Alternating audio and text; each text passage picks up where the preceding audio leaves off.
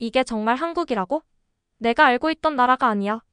한국을 방문한 그는 가족들에게 충격적인 한마디를 남겼습니다. 우리가 배운 한국과는 너무 달라 완전히 속고 있었어. 그런데 그는 도대체 무엇을 보고 그렇게 놀란 걸까요? 지금부터 그가 충격에 빠지게 된 사연 함께 들어보시죠. 저는 한국에 가게 될 줄 몰랐어요. 솔직히 말하면 가고 싶지도 않았어요. 저는 호시노 켄지라고 하고 일본의 한 대형 방송국에서 다큐멘터리 PD로 일하고 있어요. 어느 날 아침 국장님께서 저를 사무실로 부르시더니 새로운 프로젝트를 주셨어요. 한국의 미래에 대한 다큐멘터리를 제작하게 될 거야. 국장님께서는 단호한 목소리로 말씀하셨어요. 거절할 여지는 없었어요. 한국이라니? 저는 살짝 인상을 찌푸렸어요. 왜 하필 한국인가요? 한국이라 하면 떠오르는 건 반일 시위, 거리 곳곳에 걸린 반일 문구, 그리고 일본을 따라하면서도 싫어하는 모순적인 태도뿐이었어요. K-팝이 유행이라지만 그냥 외국 사람들이 좋아하는 것뿐이고 한국 드라마도 과장된 이야기일 거라고 생각했어요. 지금 중요한 주제야. 한국의 기술, 경제, 문화가 빠르게 성장하고 있어. 일본에서도 많은 사람들이 궁금해하지. 국장님께서는 설명을 이어가셨어요. 뛰어난 감각과 경험이 있는 사람이 필요해. 그래서 네가 적임자야. 저는 천천히 고개를 끄덕였지만 속으로는 불안했어요. 한국에서 뭘 본다고 새롭게 알게 될 게 있을까요? 제가 아는 한국은 일본 뉴스에서 보던 그 이미지 그대로였어요. 겉으로는 현대적이지만 내부는 혼란스럽고 불안정한 나라. 반일 감정이 깊고 일본인을 반기지 않는 나라. 그냥 일시적인 유행일 뿐이야. 저는 늘 그렇게 생각했어요. 국장님의 사무실을 나서면서 한숨을 내쉬었어요. 이번 프로젝트는 단순한 일이 아니었어요. 저에게는 도전처럼 느껴졌어요. 이해하지 못하는 곳으로 가야 한다는 것. 어쩌면 저는 애초부터 이해하고 싶지 않았던 걸지도 몰라요. 그날 저녁, 저는 작은 아파트에서 노트북을 켜고 오늘의 한국을 검색했어요. 여러 뉴스 기사가 나왔는데 긍정적인 것도 있고 부정적인 것도 있었어요. 그런데 그 중에서 한 기사가 눈에 띄었어요. 세계에서 가장 빠르게 성장하는 기술 허브. 클릭해서 읽어봤어요. 한국의 기술 산업이 빠르게 성장하고 있다는 내용이었어요. 세계에서 가장 빠른 인터넷 속도를 자랑하고 한국이 AI와 로봇 산업에서 글로벌 리더가 되고 있다는 이야기였어요. 흥미롭네. 저는 중얼거렸어요. 하지만 여전히 반신반의했어요. 더 내려서 보니 한국 경제에 대한 기사도 있었어요. 한국과 일본의 경제 성장률을 비교하는 그래프가 나와 있었는데 충격적인 사실을 발견했어요. 한국이 일본을 따라잡고 있는 게 아니라 몇몇 분야에서는 이미 앞서가고 있었어요. 그 순간 저는 조금 더 궁금해졌어요. 대학 시절이 떠올랐어요. 일본계 한국인 친구가 저에게 한국 영화를 한 편 추천해준 적이 있었어요. 네가 생각하는 것과 다를 거야. 친구가 그렇게 말했었죠. 그 영화는 기생충이었어요. 저는 처음에는 그냥 예의상 봤는데 이야기에 빨려 들어가고 말았어요. 계층 간의 갈등과 긴장감, 예측할 수 없는 전개가 저를 놀라게 했어요. 이렇게 사회적인 메시지를 깊이 있게 담아낼 수도 있구나. 순간 그런 생각이 들었어요. 하지만 저는 그때도 그래도 일본 영화가 더 세련됐지 하고 넘겨버렸어요. 그런데 지금 와서 생각해보니 저는 한국에 대해 알고 싶지 않아서 피했던 게 아닐까요? 다음 날 아침 저는 가방을 싸서 공항으로 향했어요. 북적이는 공항 안을 걸으며 여러 감정이 뒤섞였어요. 호기심, 의심, 그리고 조금의 기대감까지 만감이 교차하며 드디어 한국에 가게 되었어요. 하지만 그곳에서 저는 과연 무엇을 보게 될까요? 비행기에 오르며 깊이 숨을 들이마셨어요. 이번 여행은 제가 알고 있던 모든 것을 바꿔놓을지도 몰라요. 비행기가 인천국제공항 활주로에 착륙했어요. 창밖을 내다보니 커다란 유리창과 반짝이는 불빛이 가득한 공항이 눈에 들어왔어요. 저는 속으로 생각했어요. 공항이 크다고 다 좋은 건 아니야. 하지만 왠지 모르게 가슴이 두근거렸어요. 저는 빠르게 짐을 챙겨 입국 심사대로 향했어요. 입국 심사는 생각보다 빨랐어요. 저는 일본에서 출발하기 전에 한국 입국 절차가 까다로울 수도 있다고 들었어요. 하지만 실제로는 몇 분도 걸리지 않았어요. 직원은 친절하게 여권을 확인하고 미소까지 지어주었어요. 의외네. 한국인들은 일본인을 싫어할 줄 알았는데 저는 당황했어요. 제 생각과는 다르게 한국 사람들은 무례하지 않았어요. 수암을 찾는 곳으로 걸어가면서도 계속 주변을 둘러봤어요. 바닥은 깨끗했고 전광판에는 최신 정보가 실시간으로 업데이트되고 있었어요. 저는 한국의 기술이 발달했다는 얘기를 들었지만 이렇게 체계적이고 정리된 모습은 예상하지 못했어요. 공항만 보고 판단하면 안 돼. 밖으로 나가봐야 진짜 모습을 알 수 있겠지. 출구로 나와 택시를 타려고 했어요. 그런데 공항철도라는 것이 있다고 해서 한번 이용해 보기로 했어요. 기계를 보니 영어, 일본어, 중국어까지 지원되었어요. 이렇게까지 편리할 필요가 있나? 속으로 중얼거리며 티켓을 샀어요. 지하철을 타고 서울로 향하는 동안 창밖을 바라봤어요.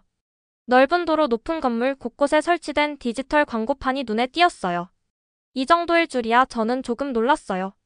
서울역에 도착하자마자 사람들의 빠른 걸음이 눈에 띄었어요. 모두가 분주하게 움직였어요.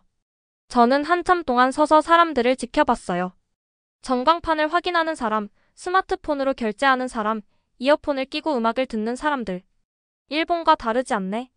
저는 한국이 어딘가 일본과 완전히 다를 것이라 생각했어요. 하지만 사람들이 살아가는 모습은 익숙했어요. 택시를 타고 숙소로 향하면서 기사님과 대화를 나눴어요. 기사님께서 일본에서 오셨나요? 하고 물으셨어요. 네, 다큐멘터리를 찍으러 왔어요. 저는 간단히 대답했어요. 요즘 일본 분들도 많이 오세요. 한국 음식 좋아하시나요? 저는 당황했어요. 솔직히 말하면 한국 음식에 대해 잘 몰랐어요. 아직 많이 먹어보진 않았어요. 기사님이 웃으며 말했어요. 그럼 이번 기회에 많이 드셔보세요. 한국 음식은 생각보다 맛있어요. 특히 서울에 오셨다면 진미식당에 가보세요. 거기 곰탕이 정말 끝내줘요. 맑고 깊은 국물 맛이 일품이라 한국 사람들도 줄 서서 먹는 곳이에요. 저는 곰탕이라는 낯선 음식 이름이 궁금했어요. 그래서 기사님께 곰탕이 어떤 음식이냐고 여쭤봤어요. 기사님께서는 곰탕은 소고기를 푹 고아서 만든 국물 요리인데 기름지지 않고 담백해서 일본 분들도 많이 좋아한다고 김치랑 같이 먹으면 더 맛있다고 설명해 주셨어요. 저는 조심스럽게 김치는 매울 것 같은데 괜찮을지 물었어요. 기사님이 웃으며 고개를 끄덕이시며 처음엔 조금 맵게 느껴질 수도 있지만 익숙해지면 한국 음식의 깊은 맛을 알게 될 거라고 이야기해 주셨어요. 차창 밖을 바라보며 생각했어요. 한국은 제가 예상했던 것보다 훨씬 친절하고 더 정돈되어 있었어요. 하지만 아직 하루밖에 되지 않았어요. 이제 시작이야. 저는 앞으로 무엇을 보게 될지 궁금했어요. 다음 날 아침 저는 서울 강남의 한 IT 회사로 향했어요. 한국의 기술 산업을 취재하기 위해서였죠. 회사 건물에 들어서자마자 놀랐어요. 넓고 깨끗한 로비, 곳곳에 배치된 전자 키오스크, 무인 카페까지. 모든 것이 디지털화되어 있었어요. 인터뷰를 위해 한국의 한 IT 전문가를 만났어요. 그는 자신 있게 말했어요. 한국의 인터넷 속도는 세계에서 가장 빠릅니다. AI 기술도 일본보다 훨씬 앞서 있어요. 저는 고개를 갸우뚱했어요. 일본은 IT 강국이라 생각했는데 한국이 우리보다 앞선다는 말을 들으니 당황스러웠어요. 인터뷰가 끝난 후 저는 거리로 나왔어요. 길거리를 걷는 사람들 중 거의 모두가 스마트폰을 사용하고 있었어요. 지하철역에서 표를 사는 사람도 거의 없었어요. 모두 교통카드를 스마트폰에 등록해 바로 통과했어요. 그 후 저는 한 대형 쇼핑몰에 들렀어요. 무인 계산대에서 직접 결제를 해보니 직원이 없어도 모든 것이 원활하게 진행됐어요. 한국은 단순히 기술이 좋은 나라가 아니라 그것을 생활 속에 완벽하게 녹여내고 있었어요. 저는 이 다큐멘터리에 어떤 내용을 담아야 할지 고민하기 시작했어요. 한국이 이 정도로 앞서 있다면 일본도 변해야 하는 걸까? 저는 다음 취재를 위해 경복궁으로 향했어요. 경복궁 앞에 서자 거대한 문이 저를 압도했어요. 일본의 성과는 전혀 다른 느낌이었어요. 화려한 단청이 빛나는 건물과 붉은 기둥들이 웅장하면서도 조화로웠어요. 저는 가이드를 따라 궁궐을 둘러보며 한국의 역사 이야기를 들었어요. 여기가 바로 명성황후 시의 사건이 일어난 곳입니다. 가이드가 설명했어요. 저는 깜짝 놀랐어요. 일본에서는 이 사건을 깊이 다루지 않아서 정말 이런 일이 있었던 것이었는지 제 머릿속이 복잡해졌어요. 한국에서는 이 사건을 일본의 침략과 관련된 중요한 역사적 사건으로 기억하고 있었어요. 하지만 저는 학교에서 이런 내용을 배우지 않았어요. 가이드는 계속해서 설명했어요. 1895년 10월 8일 새벽 일본 공사 미우라 고로의 지휘 아래 일본 낭인들이 이곳 경복궁으로 들이닥쳤어요. 그들은 조선군을 무력으로 제압한 후 곤양압으로 진입했죠. 명성황후는 조선이 일본의 영향력에서 벗어나려는 외교적 노력을 계속했기 때문에 일본에게 큰 걸림돌이었어요. 결국 일본 낭인들은 그녀를 찾아내 잔인하게 시해한 뒤 시신을 훼손하고 불태워버렸어요. 그 말을 듣는 순간 저는 온몸이 얼어붙었어요. 일본에서는 이 사건을 거의 다루지 않았어요. 이렇게까지 끔찍한 일이 있었던 걸까? 역사 속의 한 사건이 아니라 실제로 여기서 벌어진 현실이었다는 사실이 저를 충격에 빠뜨렸어요. 일본에서는 명성황후에 대한 이야기를 거의 들을 수 없었어요. 한국 사람들은 우리가 알고 있는 역사와 전혀 다른 기억을 가지고 있었어요. 우리는 정말 올바른 역사를 배운 걸까라는 의문을 처음으로 품게 되었어요. 경복궁을 돌아다니면서 조선시대의 건축 양식과 궁궐의 구조에 감탄했어요. 그러나 마음 한편에는 무거운 감정이 남아 있었어요. 과거의 잘못을 외면하는 것이 정말 옳은 걸까? 저는 이 경험을 어떻게 다큐멘터리에 담아야 할지 고민되기 시작했어요. 그러던 중 한복을 입고 사진을 찍는 관광객들이 눈에 들어왔어요. 일본인 관광객들도 있었어요. 저는 조심스럽게 그들에게 다가가 인터뷰를 요청했어요. 한국에 방문한 이유가 무엇인지 물어봤어요. 한 일본인 관광객이 웃으며 교과서에서 본 것과 다를 것 같았고, 한국의 역사와 문화를 직접 보고 싶었다고 대답했어요. 그 말에 저는 깊이 공감했어요. 어쩌면 저도 같은 이유로 여기 와 있는 건지도 몰랐어요. 우리는 서로 다른 역사를 배우지만 이렇게 직접 마주할 때 비로소 진실에 다가갈 수 있는 게 아닐까요? 궁궐을 둘러본 후 저는 근처 전통 찻집에서 가이드를 만나 한국에서는 일본과의 역사에 대해 어떻게 생각하는지 추가 질문을 했어요. 가이드는 차를 한 모금 마시며 조용히 대답했어요. 과거의 아픔을 잊을 수는 없지만 우리는 미래를 더 중요하게 생각한다면서 중요한 건 서로를 이해하려는 노력 아닐까 하며 답해 주었어요. 그 말을 듣고 저는 한동안 아무 말도 하지 못했어요. 한국에서의 경험이 저의 생각을 조금씩 바꿔가고 있었어요. 역사는 단순히 과거의 이야기가 아니라 우리가 어떻게 살아가야 할지를 가르쳐주는 중요한 거울이라는 걸 깨닫게 되었어요. 경복궁을 나선 후에도 머릿속이 복잡했어요. 호텔로 돌아가는 길에 택시 창밖을 바라보면서 일본에서 배운 역사와 너무 다르다고 생각했어요. 저녁을 먹으러 근처의 작은 한식당에 들렀어요. 메뉴를 보니 불고기, 비빔밥, 김치찌개 같은 익숙한 한국 음식들이 있었어요. 저는 가이드의 추천을 받아 삼겹살을 주문했어요. 고소한 냄새가 코를 자극했어요. 한 입 먹어보니 입안에서 육즙이 퍼졌어요. 이래서 한국 음식이 인기 있는 거구나라고 느낄 수 있었어요. 식당 주인은 활기찬 분이었어요. 저를 한번 훑어보더니 외국인임을 눈치채고 환하게 웃으며 다가왔어요. 제가 일본에서 왔다는 사실을 알자 더욱 흥미로운 듯이 이야기했어요. 오랜 시간 이 식당을 운영해 왔는데 요즘 일본 손님들이 부쩍 많아졌다고 했어요. 그는 불판 위에 고기를 올리며 일본에서도 이런 스타일의 불고기를 먹느냐고 물었어요. 저는 솔직하게 일본의 불고기는 양념이 한국과 다르고 보통 구워진 상태로 나오는 경우가 많다고 대답했어요. 그러자 주인은 고개를 끄덕이며 그럼 제대로 된 한국식 삼겹살을 한번 경험해보세요 라며 직접 고기를 구워주었어요. 고기가 노릇하게 익어가자 주인은 상추를 한 장 집어들고 쌈장을 듬뿍 바른 뒤 마늘과 고기를 올려 제게 내밀었어요. 저는 처음엔 한 입에 먹기엔 너무 커 보였지만 주인이 한 입에 먹어야 제맛이에요 라며 자신있게 말하고 그대로 제 입에 넣었어요. 입안 가득 퍼지는 고소한 맛과 짭조름한 양념, 그리고 아삭한 마늘의 조화가 완벽했어요. 저는 깜짝 놀라며 황홀한 맛이라고 감탄했어요. 주인은 흐뭇하게 웃으시며 자신이 어릴 때부터 삼겹살을 먹으며 자랐고 일본에서 온 손님들이 이 맛을 잊지 못하고 다시 찾아오는 경우가 많다고 이야기해 주었어요. 식사를 마칠 무렵 주인은 제게 소주를 권했어요. 저는 처음엔 사양했지만 그는 삼겹살에는 소주가 꼭 어울린다며 작은 잔에 따라 주었어요. 저는 조심스럽게 한 모금을 마셨어요. 독한 듯 하면서도 깔끔한 맛이 삼겹살과 잘 어울렸어요. 주인은 제게 웃으며 일본 돌아가면 한국 음식이 생각날 거라고 했어요. 저는 웃으며 고개를 끄덕였어요. 저는 이미 한국 음식의 매력에 빠져버린 것 같았어요. 주인은 마지막으로 제게 작은 김치를 담은 통을 건네며 나중에 일본에서 이걸 먹으며 오늘을 떠올려 보라고 기념으로 가져가라고 했어요. 뜻밖의 선물에 저는 큰 감동을 받았어요. 식당을 나서며 저는 문득 깨달았어요. 한국에서 경험하는 것은 단순한 관광이 아니라 사람들과의 따뜻한 교류라는 것을요. 그리고 이 모든 것을 어떻게 다큐멘터리에 담을 수 있을지 고민하기 시작했어요. 한국은 제가 생각했던 것보다 훨씬 더 깊고 따뜻한 나라였어요.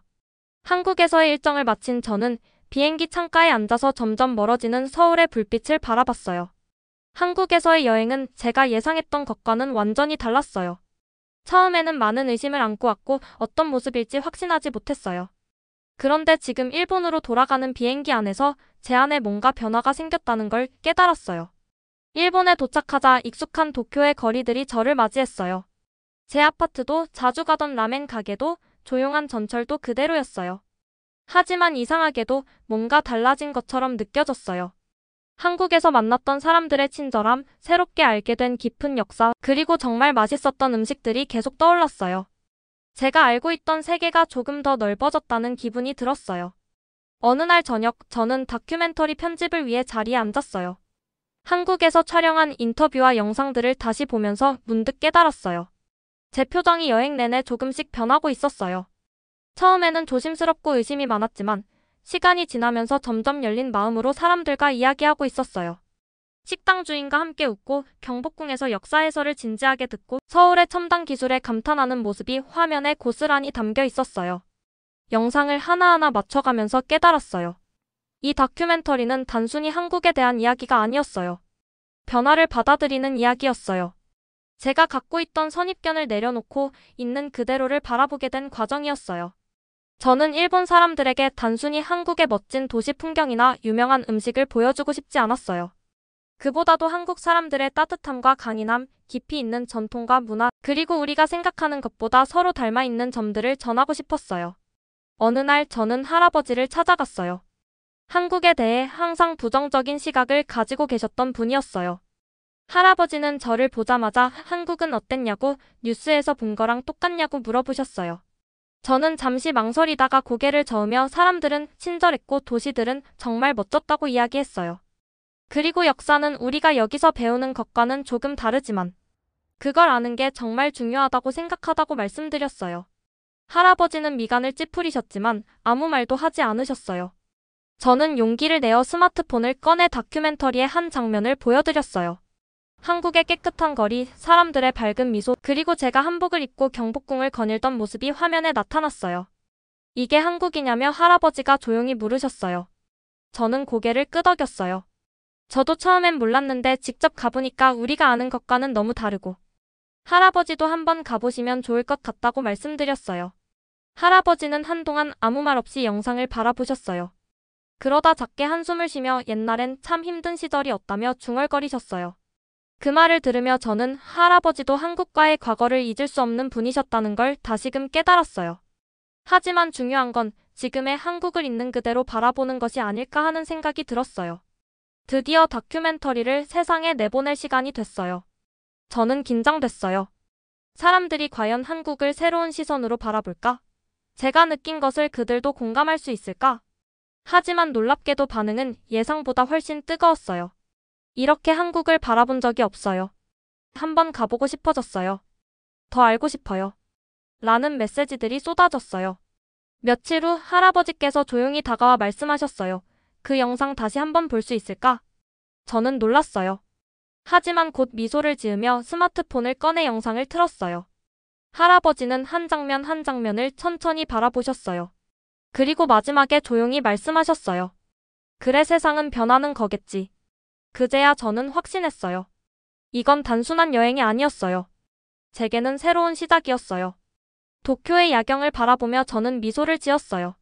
이 여정은 끝난 게 아니라 이제부터가 진짜 시작이라는 걸 알았어요. 오늘의 이야기는 여기까지입니다. 이처럼 한국을 직접 경험한 외국인들의 반응을 보면 우리가 당연하게 생각했던 것들이 사실은 대단한 것이었다는 걸 다시금 깨닫게 됩니다. 여러분은 어떻게 생각하시나요? 가장 인상 깊었던 외국인의 반응이 있다면 댓글로 공유해주세요. 여러분의 댓글 하나하나가 터치글로벌을 더 재미있는 공간으로 만들어줍니다. 좋아요는 터치, 구독은 글로벌하게. 놓치기 아까운 이야기들, 알림 설정까지 해두시면 가장 빠르게 만나볼 수 있습니다.